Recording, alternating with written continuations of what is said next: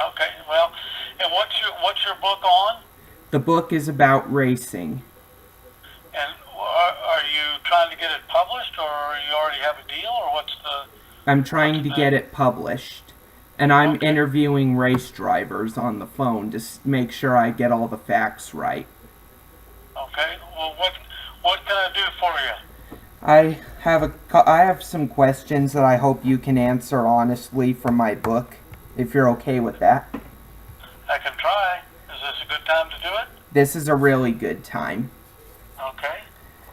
So, what is life after racing like? Like, what are you doing today? Well, if you want to know exactly, I've got some guys working in the driveway trying to fix some pavers. But I have just some a business I'm taking care of.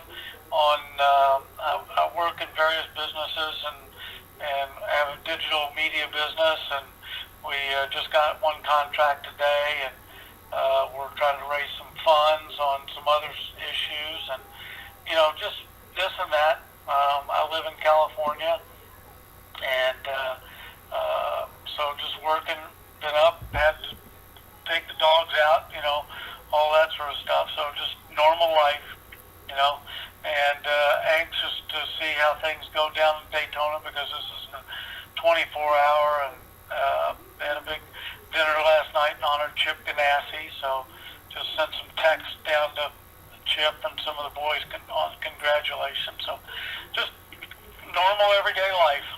Cool. I'm a filmmaker. All right, you're based in Scottsdale, or Yeah, I'm based in Scottsdale. okay, good for you. Would I know any of your films? Well, I'm just starting out. I recently started my career about a few months ago. Okay, how old are you? I'm 18. Well, good for you. Are you out? You're out of high school, and are you in university? I'm in a university, yeah. And I'm also training under an actor that lives in California, Andy McPhee.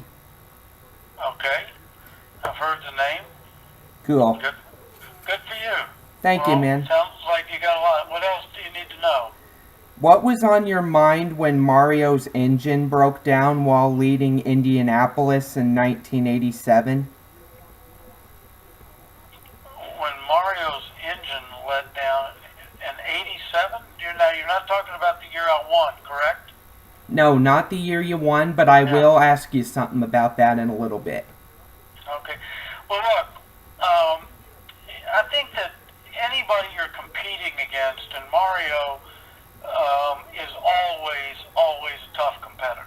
Okay, and the Andretti's have a great record at Indy for leading laps, for being competitive, for being fast. Um, Obviously, they would have liked to have had a better winning ratio to their their leading ratio. So you always, I don't want to say fear, but you always are concerned about a very competitive, um, driver and team. And of course, Mario, with Newman Haas, with all that, is a super competitive team as well. Um, Uh, so, but when somebody goes out, in some certain ways, it's like, wow, okay, well, I don't have to deal with him, and he's going to be a threat, or is a threat, or was a threat, or whatever. But there again, you don't like to. Me personally, I don't like to wish ill will on anybody because I figure there's karma, and that's going to come back to haunt me. Okay, yeah. and so as much as you're elated that there's one less serious competitor to try to, when you're trying to win, but to the same extent, you want to race guys and beat them fair and square, and win with a full field. So it's a mixed bag of emotions. Yeah. The Andrettis are cursed there, they say. Yeah, Mario won it one time. I won it one time. Some guys won it two, three, or a couple of them four times. But one win still, you're still an Indy 500 champion. Yep. And and it was probably unfortunate with the career that Michael had, with all his wins and so forth, that he didn't win, an Indy 500. But it wasn't meant to be. Now he's won it as an owner, but I'm sure that's not quite the same as he would have liked to have won it personally. Yeah, for sure. What was on your mind when you spun out while leading the race in '85, and how did it feel afterwards when you made that remarkable comeback to still win the race? Well, here's the thing for me. Obviously, I was very pissed off to lose control of the car, and like most people, including Mario and anybody else, it just seemed like I was going to hit the wall. Okay, because that's invariably what happens at Indy, and luck was on my side in that spin.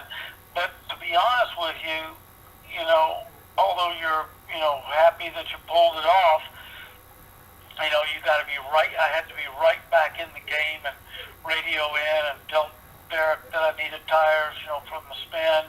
And I didn't need to explain to him the spin, because that's, just you got to stay focused on the business and so forth. And then, because everything was okay, made the pit stop. Had to make sure I didn't make any mistakes in the pit stop. Get out and go. Everything was. You just had to stay focused on the race. It's like, okay, now I could. Hey, morning. You could.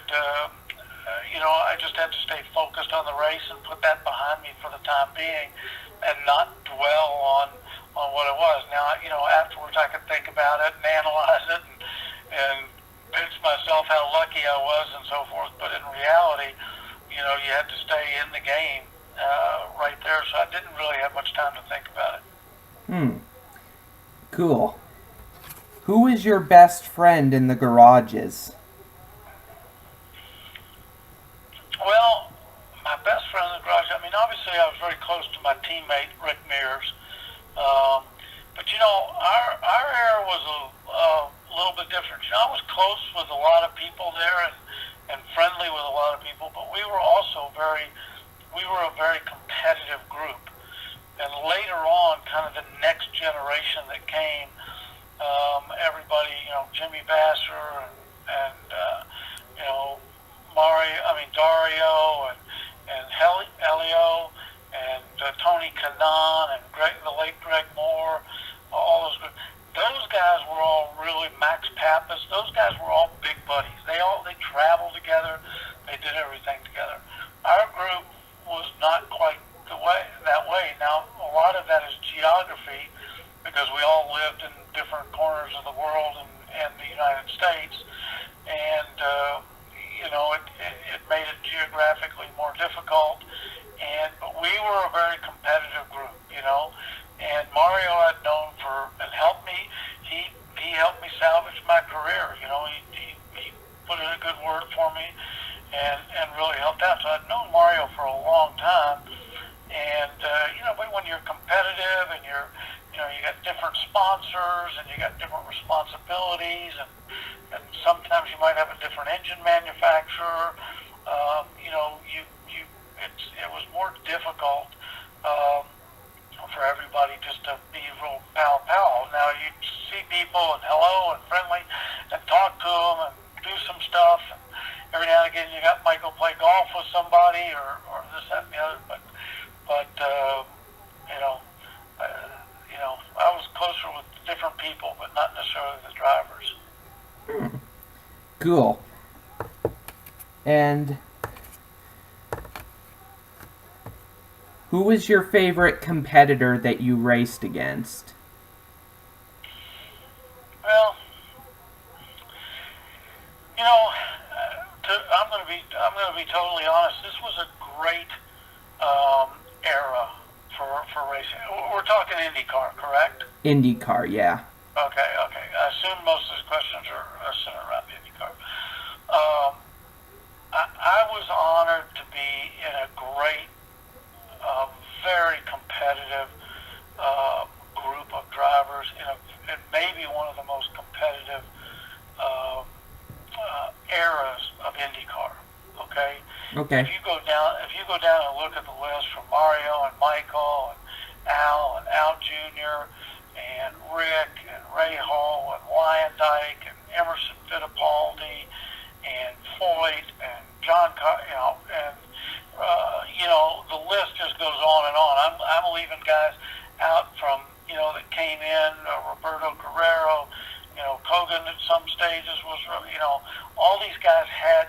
Some guys would get on a run for 2 or 3 races and be super competitive. So would a team. The list just went on and on. And I think for me, here's the indicator of how good the rules were, how competitive the field was. On most cases, when you showed up at a race, the first 20 to 22 cars were covered by 1 second, even on a road course. Okay? Yeah. That's a really, really competitive field. Not only does it show that the drivers are competitive, but it shows the teams are competitive. Now, let's not forget what year was it? You're going to know better than I am, but 94, maybe 93.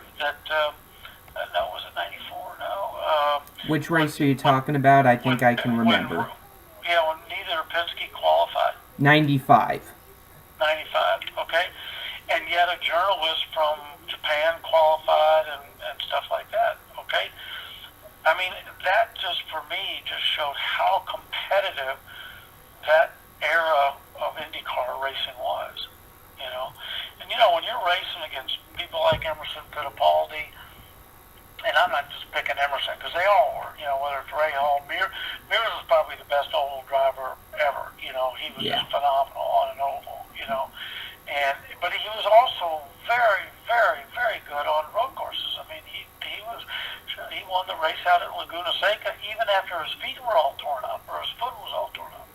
So, you're in an era where the teams and the drivers, the pit stops, the engine, everything was so competitive. And, I look back on that, and somebody asked me one time, well what made, you so famous? And I don't look at myself as famous, but I'm just saying what made, and I said, really? It was the people that I raced against. Ah, I okay. didn't just spin and win the Indy 500.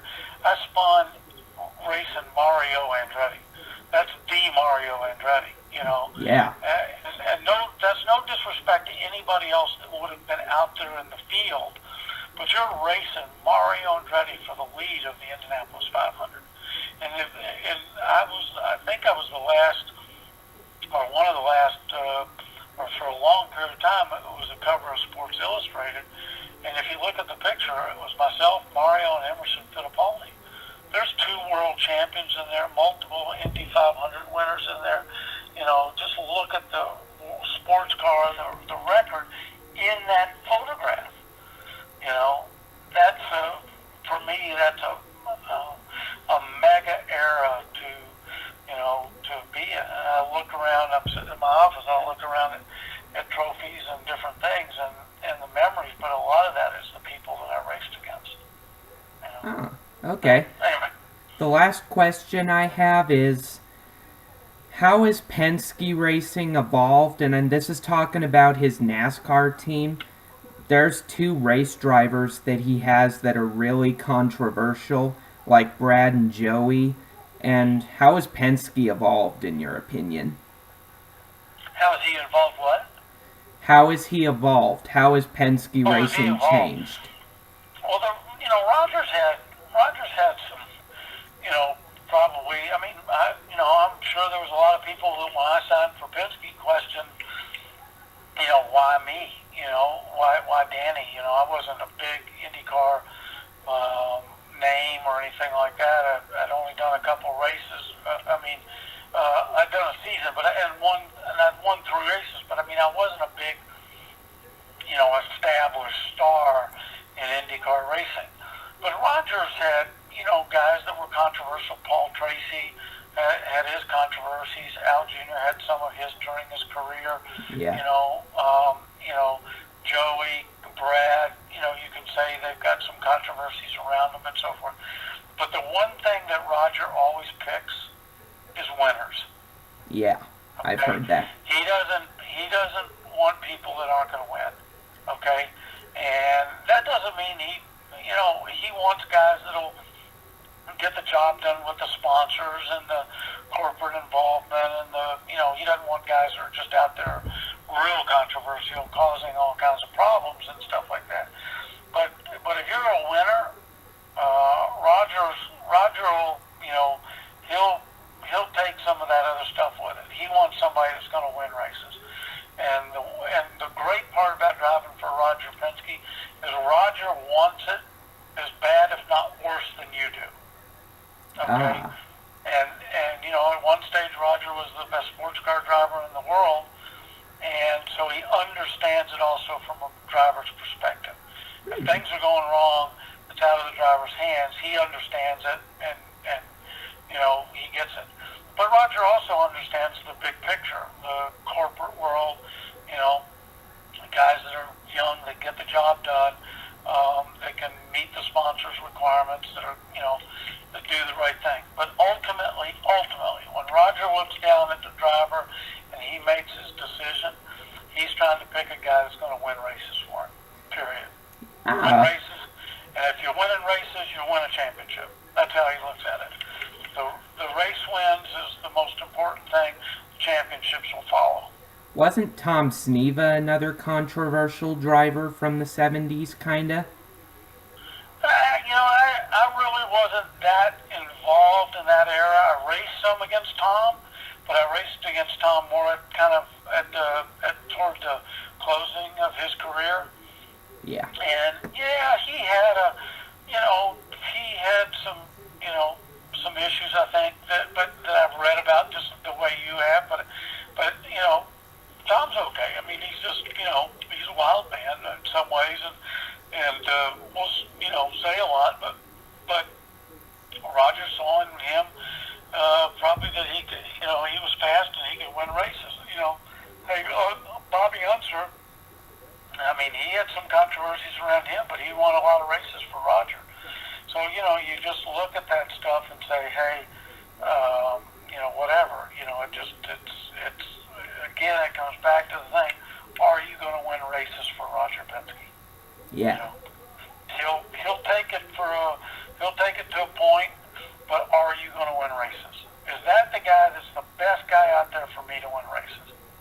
Yeah.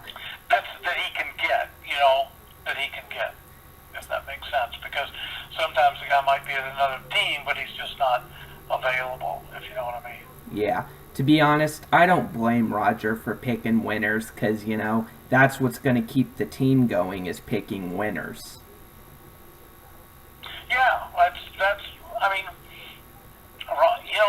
look, every driver that I know wants to drive for Roger because they know they're going to have a chance to win. One of the toughest decisions I made in my career was leaving Doug Cheers and Domino Pizza Hot One, leaving that team. Great group of guys, Dennis Swan, all the boys that were there. We won 3 races in really what was my first year in IndyCar, full season in IndyCar. Great group of guys, great people. But when I looked at it, I thought, okay, who's got the long-term longevity to win races in a championship? And Roger made an offer to me, and it was kind of like, okay, where's the strongest for my future? For winning. And that it was a tough decision, to leave a team that in your first full year, you win 3 races, and to leave that's a tough decision, trust me. And they were good guys. They were good guys, they were strong, they were winners, and believe me, that was not an easy step. Yeah, I bet not. I hear that they later won the 500 in 1990 with Arie Luyendyk, I think. Yeah, they won a lot of races. Al Jr., Arie, they did a great job. They were a super team. But I just think for me, for long term, Roger was the best. So, anyway, hey, listen, run some errands. Okay. Thank you. I hope you good luck with your book and your film, and good luck to you. Thanks, sir. And I want to make a promise before you go. I will not publish your phone number on any sort of anything on the internet. I will not publish or give away your number. I greatly appreciate it. Thank you very much. No problem. Anytime. Thank you. Bye-bye. Bye.